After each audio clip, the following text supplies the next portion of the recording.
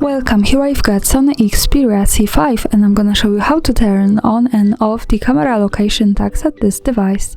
At first we have to tap to the camera button to open it, and for now we are on auto photo mode.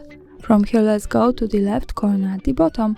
When we pick this button we get access to some camera settings. Now let's tap to more, and we have to slide a little bit down to the common settings category. Here at the first place we have save location option, so it allows us to save the information about the place where we take a picture and the details about it.